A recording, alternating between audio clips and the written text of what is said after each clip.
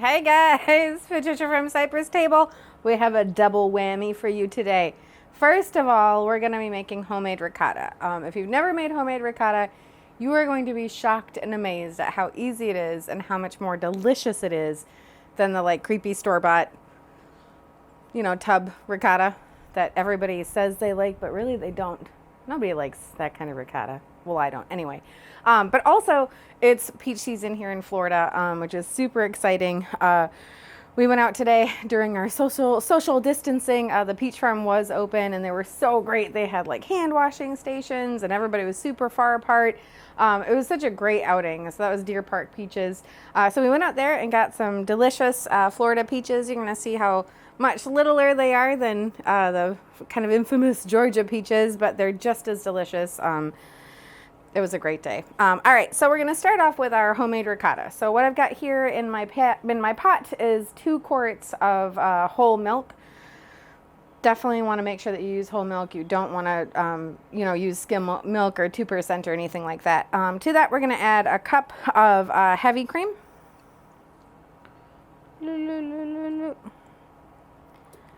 And we're going to let that come to a boil. We're going to juice some lemons into my cup here. That's why I was wiping it out. We're going to need 3 tablespoons of fresh lemon juice. Don't worry about the seeds. We'll work around those. I think I've said that before. Everybody's always stressing about the seeds. You did. I don't stress about seeds. In today's age, we have more than seeds to stress about. So I think I'm going to go ahead and start with that. This is the juice of 2 pretty darn big lemons. And that should be just about what I need. Time. So what we're doing today as a whole is we're making a crostini. So it's going to be a delicious crostini with homemade ricotta and a Florida peach kind of a bruschetta topping. This bruschetta topping is delicious. It's the fresh peaches. We're going to char some peaches. Got a lot going on, and it's just going to be off the hook. And we're also going to finish it with a little bacon. Off the hook. So to the milk, we're going to also add half a teaspoon of just kosher salt. And that's going to flavor our milk. Just kind of stirring and stirring and stirring until it starts to come up to a boil. We're going to talk for just a minute about cheesecloth. So most of the time, recipes that you have when you're making ricotta or things like that, it's going to call for a cheesecloth. Well, nobody's going out to the grocery store right now to buy cheesecloth, and I don't blame you. We're only going out for necessities. So the theory is that actually this recipe is made with a lot of stuff that you kind of already have on hand. So we're going to be using a fine mesh strainer lined with some heavy-duty paper towels. Don't use the paper towels that you get at the Dollar Tree. You want a good quality paper towel, provided you can find those right now. Sometimes it can be difficult, much like the toilet paper. So yeah, cheesecloth is important for certain things, mozzarellas and things like that. There are definitely things where the cheesecloth is important. It's not as important here with our ricotta, which is kind of nice because not everybody has cheesecloth laying around. Some people do. I'm not one of those people. So our peach excursion today yielded a whole lot of peaches. I think we ended up getting about 9 pounds of peaches. So I have enough right now for pies, dessert later tonight, and of course this recipe.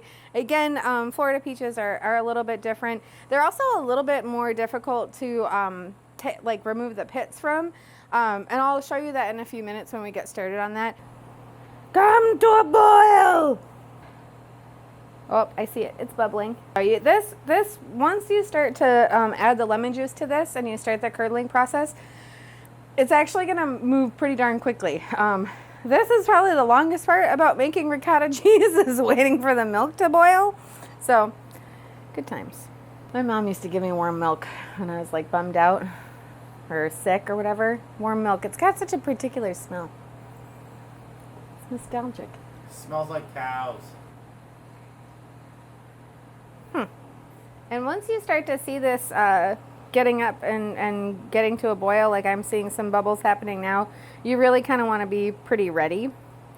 I'm actually going to go ahead and cut one more lemon just in case. I was telling her that I'm doing the episode. She's like, sounds complicated. I'm like, it's really not. It's super easy and you can smear it on your delicious homemade baked bread. And then she said, ooh, yum. Hashtag delicious. A watched pot does what? Be a pot? No, it never boils. A watched pot never boils. But I have no choice. We're just about there. I can see it starting to happen.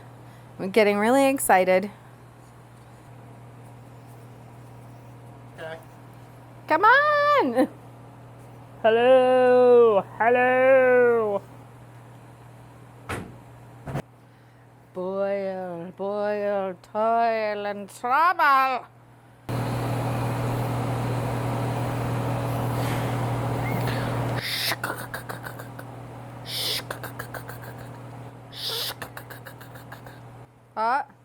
So you are looking for a rolling boil. This is literally taking forever, but it will get there, I promise. We're gonna conjuring. We're conjuring.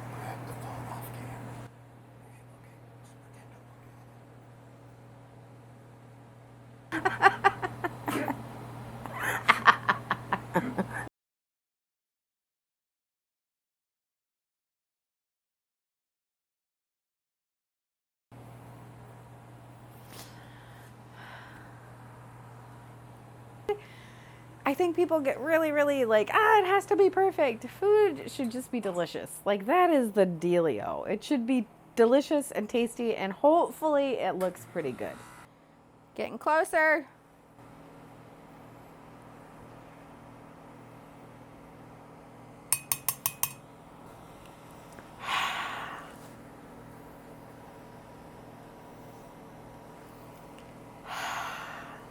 Do do do. Do do do do do do do do do do do.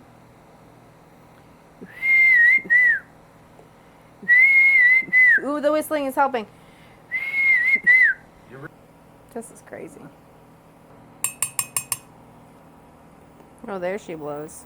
All right, so we're finally at a rolling boil, and we are going to quickly add our 3 tablespoons of lemon juice, fresh lemon juice. Try not to get the seeds in there, like I am. All right, and now we're going to turn down our heat way down so that it does not overflow.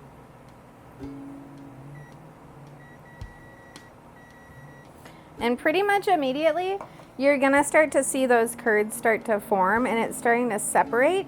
You're going to see it's kind of hideous. It looks almost like a little bit mucusy. And at this point, it's really important to not stir this. I mean, a little gentle stir is fine, but we don't want to break up these curds that we've just taken forever to achieve. All right, so we're gonna go ahead, turn this puppy off, and we're gonna pour our ricotta through our strainer carefully.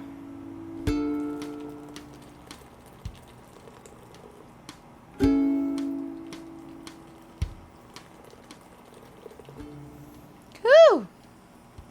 It's hot.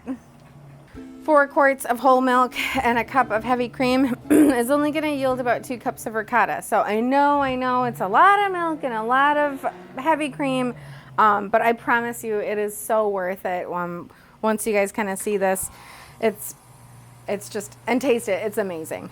So we're going to go ahead and finish straining this, and then it's got to go in the cooler. You want it to kind of chill out for a little while, probably an hour or so. While it's chilling, we'll go ahead and get started on the filling, and we'll be ready to go.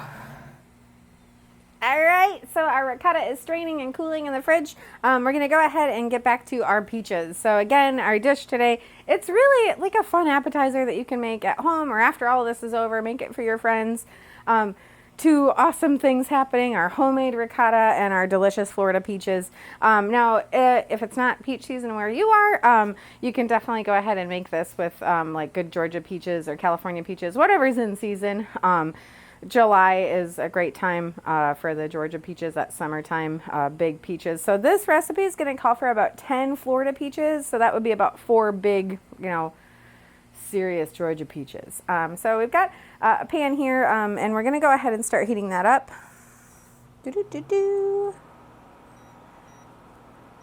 And I've already cut a bunch of these in half, but I wanted to go ahead and show you guys real quickly about these little peaches. In case you are here and you are using them, to get the pits out, you're going to go ahead and just run your knife through, just like an avocado really. Do a little twist, and then there you go. And then getting this part of the seed out, the pits on these peaches are a little bit trickier to get out, so you're just going to cut around that with your knife and kind of just give it a little head start. They'll fall apart a little bit, but not a big deal. The other thing that you can do is just skip that part altogether and just cut around it. And then you have, well, that's a good one. You got this to snack on. So, okay, so I've got my pan heating up. I'm going to add some olive oil. I know. Where's the butter? So we're really wanting to get a good char on these peaches. We're actually going to do a couple that are not charred at all, but we're going to do probably, let's see, 10, 9, 8, 7, 6 charred peaches and 6 fresh peaches, just to get some different kind of variables in color and texture and things like that. So it's heating up pretty nicely here. So we're just going to take our peaches and pop them on in. Get some good color. You could also do these on the grill. That would be delicious. Cast iron pan works, or if you have a griddle at home. And we're really going to let these kind of get some good color and some good smoke on them. So.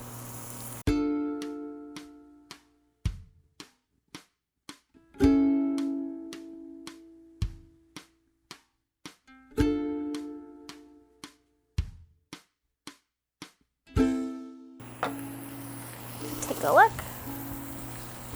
See if we're good. Yeah, so that's what we're looking for.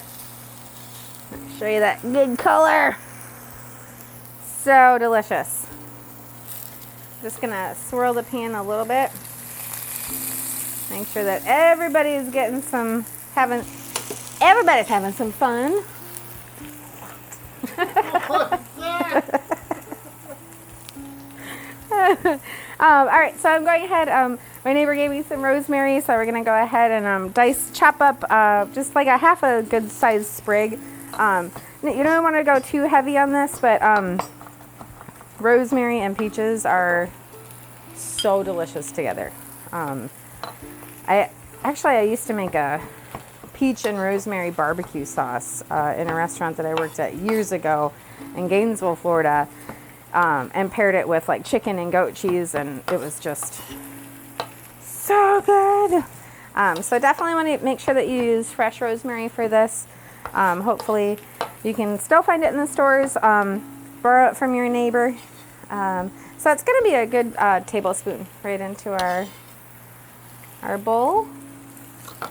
And these guys are about done. And we're just charring on the one side. So I'm going to start pulling these off. And they're really, really beautiful. So, ooh, they're hot. So get these diced up. And the char is just, like I said, going to add a little bit of another flavor profile. But it's also going to sweeten up our peaches just a tiny bit. I'm going to go ahead and turn this off for real this time. But we don't want to char the peaches all the way through because we want them to kind of maintain some structural integrity. We don't want them to turn into peach mush, which is delicious, but not what we're going for right now. All right, so we've got all of our peaches diced up. Again, this is like 4 or 5 really big Georgia peaches, 10 smaller Florida peaches. Charred about half of them, the rest of them are fresh. And we're gonna go ahead and add the zest and juice of just half of an orange. And the orange is really gonna actually bring out the peach flavor. We also have some rosemary in here, diced up.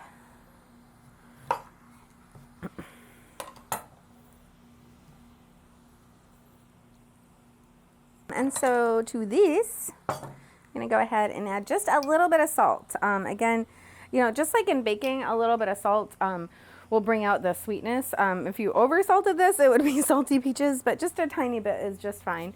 And we're also gonna add just a little bit of black pepper, kind of a finer grind on that. You could use coarse, but for this, I just think a finer ground pepper is the way to go. And then our gorgeous,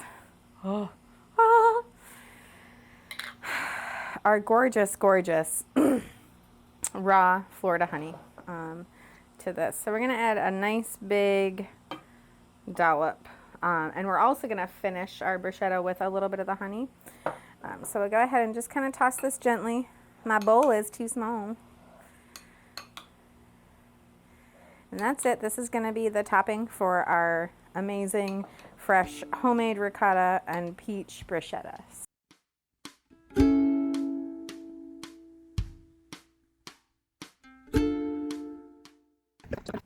All right, so we're just plating everything up. We've got our delicious homemade ricotta here. It's just beautiful. This has a shelf life of about 3 days. It doesn't have a super long shelf life, but I promise you, you will eat it before it's ready for it to be done. Also, we're gonna go ahead and kind of talk just briefly about the crostini. Just make sure that you cut them on the bias. Nice and thin, throw them into the broiler, a little bit of olive oil, just until they're nice and toasted. So we'll just go ahead and finish plating. And I'm gonna go ahead and try one because they're so good. Our beautiful kind of peach salsa, peach bruschetta right there over the top. A little bit of bacon because, as they say, everything's better with bacon. And then we're actually just gonna finish this with a tiny drizzle of our delicious fresh raw honey right over the top. It's delicious. I hope you guys enjoy this as much as I do. Save this, try it on ice cream. I would never steer you wrong. Hope you guys enjoy. Bye.